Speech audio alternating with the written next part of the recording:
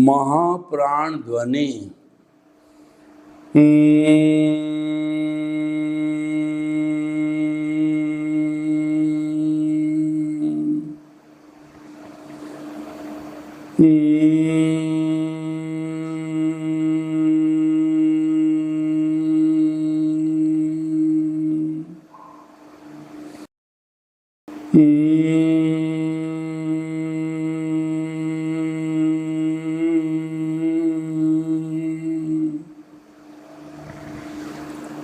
भाई और बहनों, मातृशक्ति को नमन आज का हमारा बहुत सुंदर विषय है। रियल रिलेटिव पुरुषार्थ। आज पुरुषार्थ का विश्व में डंका बज रहा है।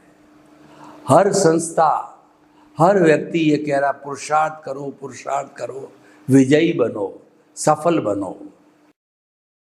लोगों में ये भावना बन गई है गूगल को वगैरह देखने के बाद में कि मुझे दुनिया का नंबर 1 व्यक्ति बनना है। इतना कंपटीशन प्रारंभ हो गया है क्योंकि साधन उपलब्ध है। आज विज्ञान चरम सीमा पर है। गूगल के अंदर किसी भी विषय की कोई भी बात को जो है वो जांच करके, रिसर्च करके निकाला जा सकता है।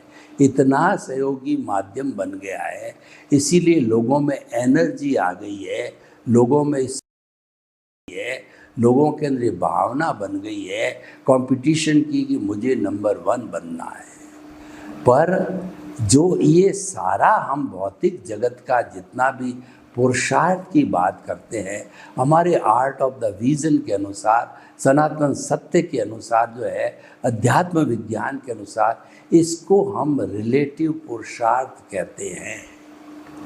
आप मानो या न मानो, जन्म से मृत्यु तक आज भी उदय प्रारब्ध है, वह ऑटो मोड से चलता है। उसमें एक अतिरिक्त श्वास लेने की भी आपको स्वतंत्रता नहीं है, परंतु रिजल्ट हमको मालूम नहीं है, क्योंकि रिजल्ट तो उस कॉजल बॉडी के अनुसार है जो पिछले जन्म में दूसरा व्यक्ति था, जिसने कॉजल बॉडी रूपी आंसर शीट कुदरत को दी थी।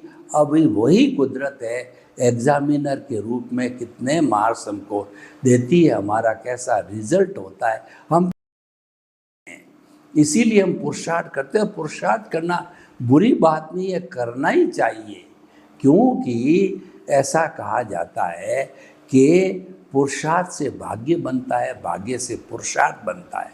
हम इस बात को स्वीकार करते हैं तो पुरुषार्थ तो किया जाना चाहिए। कहा जाता है कि पुरुषार्थ करने वाला व्यक्ति अपने हाथ की रेखाओं को बदल सकता है। पुरुषार्थ करना व्यक्ति असंभव को संभव बना। पुरुषार्थ से सब कुछ संभव है, लेकिन जो हमारा व्यवहार जगत का पुरुषार्थ चल रहा है वह ऑटो मोड से है। वो पिछले जन्म में डाले गए भावों का प्रतिफल कर्म फल के रूप में है।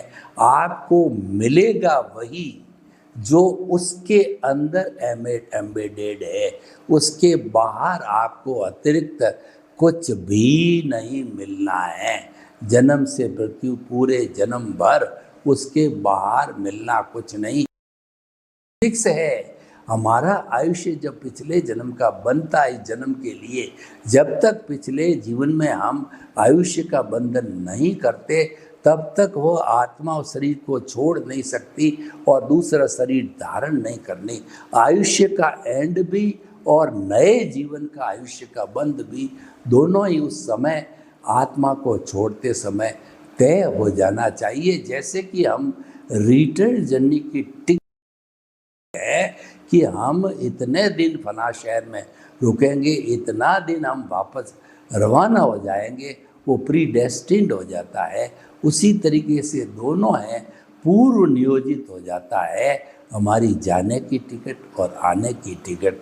तो भाइयों और बहनों, ये पुरुषार्थ हम कर रहे हैं, लेकिन होता क्या है, उस पुरुषार्थ में जो नियति को मंजूर नहीं, जो संजोग कुदरत जुटाती है, न्याय के सिद्धांत पर चलती है कि तुम्हारा जो उपादान है, पिछले जन्म से तुम जो कॉजल बॉडी बना के लाए हो, जिस जन्म में द्रव्य कर्म उदय प्रारब्ध है, उसमें स्क्रिप्ट में क्या लिखा हुआ है, और उसके अंदर जो है कहना चाहिए कि आपके जो फिल्म बना के लाए हो, मन वचन काया की बैटरियाँ चार्ज करके लाए हो, उसके अनुरूप ही कुदरत जो है आपको पनिशमेंट, अवार्ड, आपको सुख और पुण्योदय भाग्योदय के अनुसार ही रिजल्ट मिलता है। उसके अतिरिक्त कुदरत कुछ भी न तो करती है न कर सकती है, क्योंकि वो तो न्याय के सिद्धांत पर आधारित है। मैं आपको उदाहरण देना चाहता हूँ। आपने बैंक को किसी व्यक्ति को चेक काट के दिया 10,000 रुपये का। अब वो व्यक्ति कहता है कि मेरे को तो 11,000 मिलने चाहिए, क्या बैंक 11,000 रुपये उसको नहीं? बैंक तो यही कहेगी तुम्हारे को ये चेक जो है 10,000 रुपया का तुम्हारे नाम का पार्टी ने दिया है, तो तुम्हें इतना ही मिलेगा, न तो उससे 1 रुपया कम मिलेगा, न 1 रुपया ज़्यादा मिलेगा। इसका मतलब वो फिक्स है और वह जो है वो डिसाइडेड है। तो ठीक उसी तरह से हमारा उदय प्रारब्ध है, पिछले जन्म किया है उसका रिएक्शन है, और हमारी जो है वो लॉ ऑफ द नेचर भी कहलाता है कि to the every action there is equal and opposite reaction. हम एक बॉल को जो दीवार पर फेंकते हैं तो बॉल टच होकर के वापस हमारे पास में उसी फोर्स से आती है। तो ये लॉ ऑफ द नेचर है, और उसके अतिरिक्त न तो कुछ, न हमको उसकी चाह करनी चाहिए, और न उसके प्रति कोई भी कहना चाहिए राग द्वेष करना चाहिए, क्योंकि वो तो फिक्स है। तो इसीलिए आप मानो या न मानो, इसका उदाहरण मैं आपको देना चाहता हूँ कि आपने फैक्ट्री खोली और आप खूब पुरुषार्थ कर रहे हो, आपने खूब सेल को बढ़ाया, अच्छा परचेज किया, पूरा सारा आपने उसके ऊपर अनुशासन किया, लेकिन जिंदगी भर आप लखपति से करोड़पति नहीं बने। लोग भाग्यशाली जिनके की नियति में लिखा होता है, वो तो सोते सोते गिद्दी पर बैठे बैठे करोड़पति अरबपति बन जाते हैं। आपने देखा होगा कि कई बहुत कम पढ़े लिखे लोग जो है, जो अंगूठा छाप होते हैं, जो भाग्यशाली होते हैं, जिनके उदय और प्रारब्ध में योग होता है, वो तुरंत ही लखपति पति बन जाते हैं। और बेचारा एक ग्रेजुएट, पोस्ट ग्रेजुएट, डॉक्टरेट जो है, बहुत विद्वान व्यक्ति है, वो ऐसे विद्वान व्यक्ति तो उस अनपढ़ के पास के अंदर कई बड़ी संख्या के अंदर नौकरी करते हैं। ऐसा क्यों है? ऐसा इसीलिए है कि हमको मिलता वही है जो उदय और प्रारब्ध के अंदर है। इसको हम रिलेटिव पुरुषार्थ कहते हैं। रिलेटिव पुरुषार्थ जो है वो अज्ञान कहलाता। अज्ञान गलत नहीं है, अज्ञान तो राग द्वेष की धुरी पर आधारित है, इसीलिए इसको अज्ञान का देहाध्यास के साथ जुड़ा हुआ है। वो हमारा जो है वो उदय प्रारब्ध के साथ जुड़ा हुआ है, वो जड़ के साथ जुड़ा हुआ है, वो अवस्था से जुड़ा हुआ है, वो विनाशी है। इसीलिए जो है हम उसको रिलेटिव पुरुषार्थ कहते हैं, अज्ञान कहते हैं। लेकिन वह तो हो रहा है, एक्चुअली जो ऑटो मोड से हो रहा है उसमें आपका क्या, भी हम कहते हैं कि आप उसको पुरुषार्थ मानते हो। मैं इंजीनियर बना, मैं डॉक्टर बना, और मैं बड़ा एमएलए एमपी बना, मैं बड़ा मंत्री बन गया, मैं कुबेरपति बन गया। इसीलिए बन गए कि पिछले जन्म में आपने ऐसे ऐसे भाव डाले थे कुबेरवती बनने में, वो भाव आपके कॉजर बॉडी में इकट्ठे हो गए। आपने भाव डाले थे कि वो माता मिले, वो पिता मिले, वो पत्नी मिले, वो भाई मिले, वो बेटा मिले। जन्म के अंदर मिलते गए आप आगे बढ़ते गए। तो भाई और बहनों, वो रिलेटिव पुरुषार्थ अज्ञान पर आधारित है। तो ये रिलेटिव पुरुषार्थ हमको मुक्ति में ले जाने वाला नहीं है।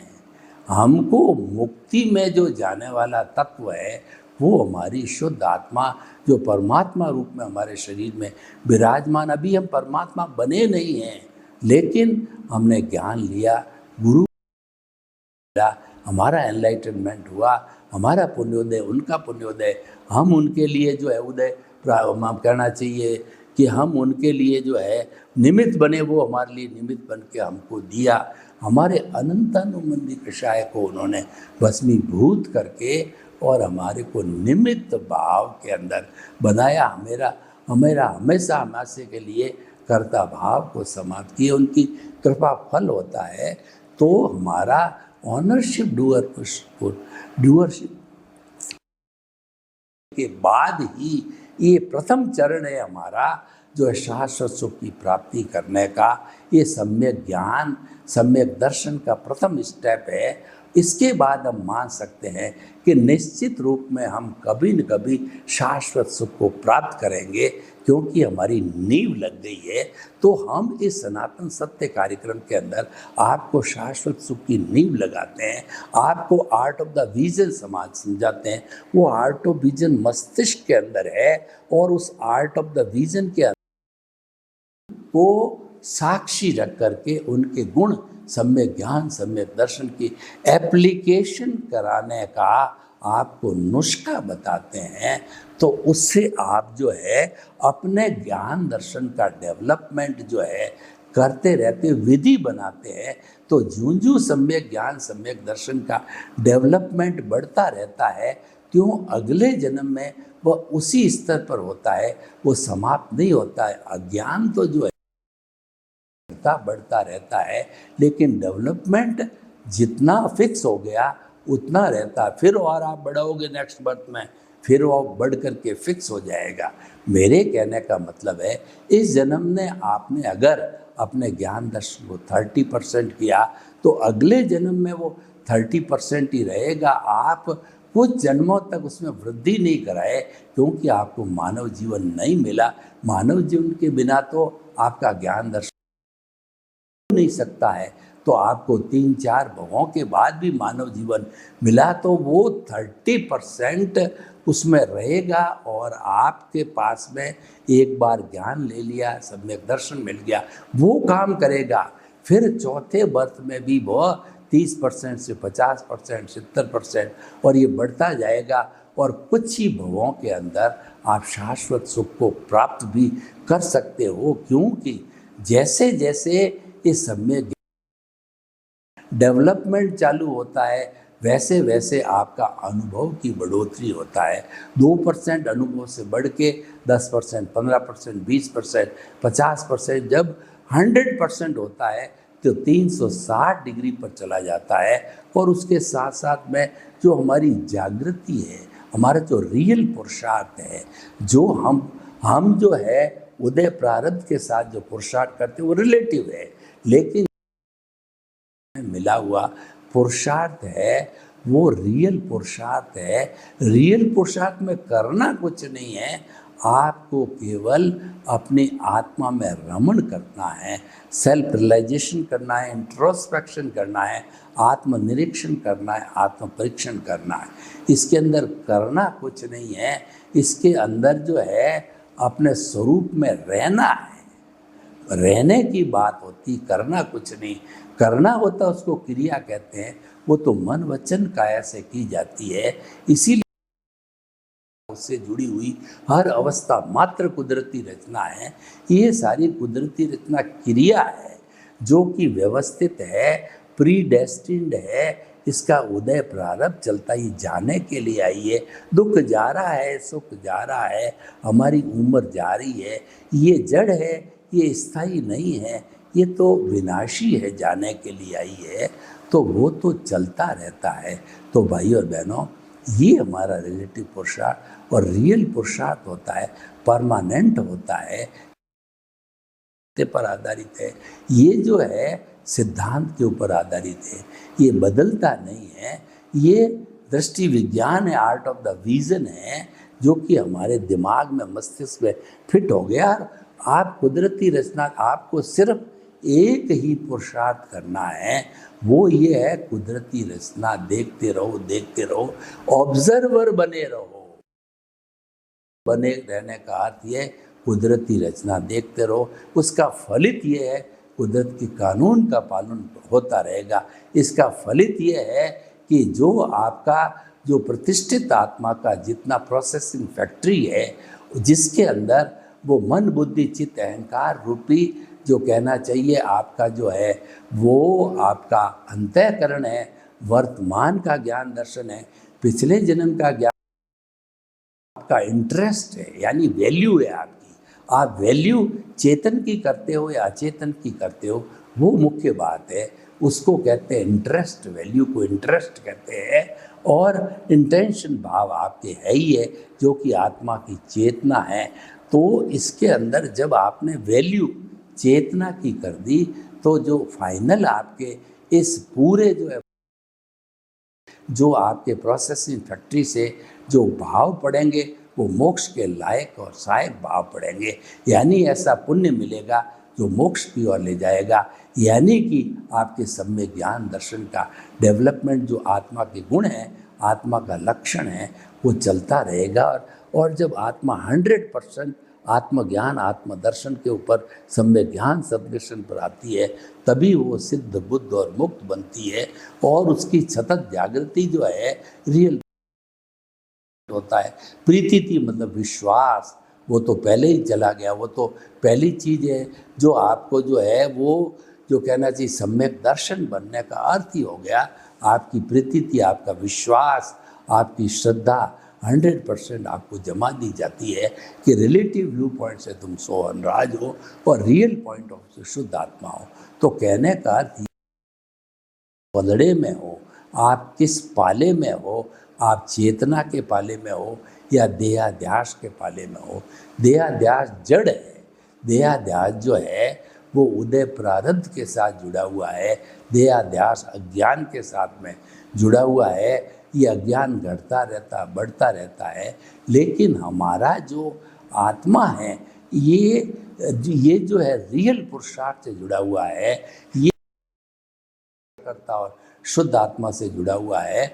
और ये डिटर्जेंट का काम, जो हमारी परिधि है, केंद्र है हमारा, जो है चेतन तत्व है, और परिधि के ऊपर हमारा धन है, दौलत है, पद है, प्रतिष्ठा है, संबंध है, सत्ता है, वो सब विनाशी है, वो सब जड़ है। उनको जो धीरे धीरे धोने का काम जो है, उनको वाश करने का काम है।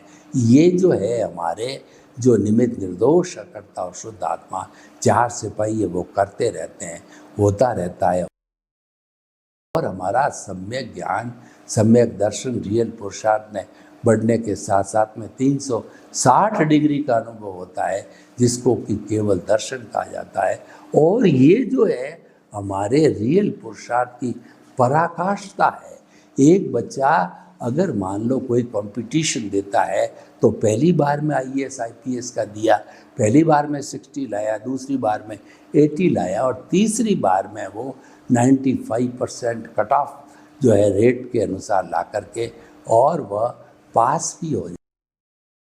जब 100% रियल पुरुषार्थ होता है, जब 100% जो है आपका कहना चाहिए कि जो अनुभव की श्रेणी आ जाती है, सतत जागृति 100% मतलब 48 मिनट्स तक आप केवल आत्मा प्रदेशों को ही देखते रहे, आत्मा पर केंद्रित रहे, इधर उधर आपकी जागृति नहीं गई, वो 100% रियल पुरुषार्थ कहलाता है, वो 100% सतत जागृति कहलाती है।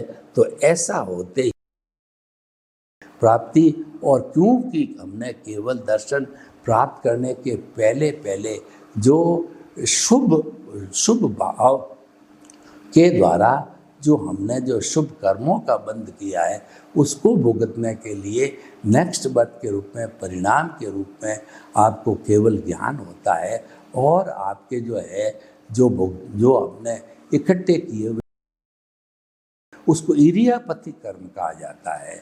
तो भाइयों और बहनों, हम आपको बताना चाहते हैं कि जो है हमारा रियल और रिलेटिव को समझना जरूरी है। जो हमारा रिलेटिव पुरुषार्थ है वो व्यवहार जगत है और रियल पुरुषार्थ है चेतना के करीब रहना, चेतना के इर्द गिर्द रहना, क्योंकि मुक्ति में जाने वाली चेतना ही है और हमारे सारे शरीर का संचालक है वही चेतना ही। अगर चेतना की हाजिरी न हो तो हम मुर्दे, हमको जला दिया जाता है। के कारण ही ये पूरा तंत्र मन बुद्धि चित्त अहंकार बनता है, प्रोसेसिंग फैक्ट्री बनती है और उसके साथ साथ में ज्ञान दर्शन की एप्लीकेशन होती, पूरा सिस्टम लागू हो जाता है। और चेतना के बिना बिग ज़ीरो है। आपको बिना ज्ञान दर्शन के होने के कारण जड़ रूप में जो है शमशान में जला दिया जाएगा। तो भाइयों और बहनों, चेतना का और जड़ का इतना भारी अंतर है।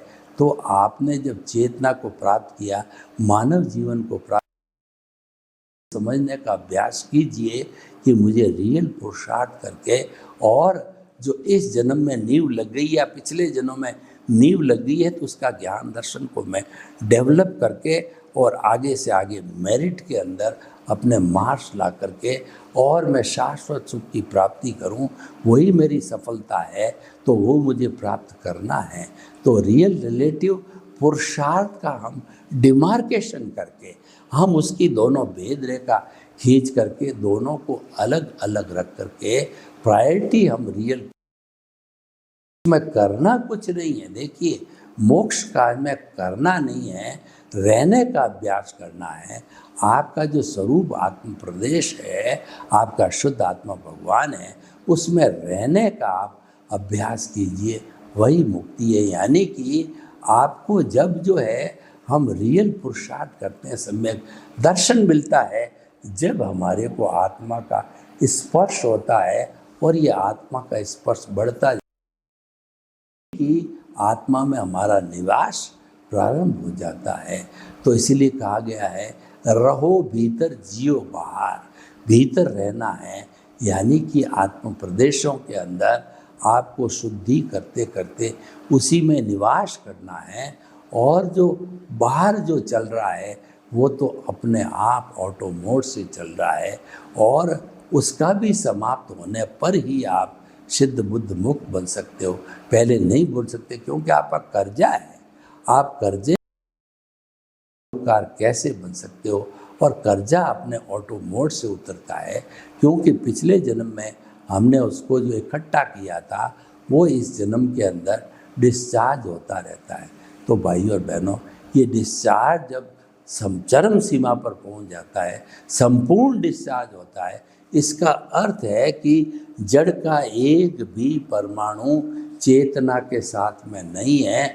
वह चेतना 24 कैरेट का सोना 999 की लंगड़ी के रूप में शुद्ध सोना कहलाता है।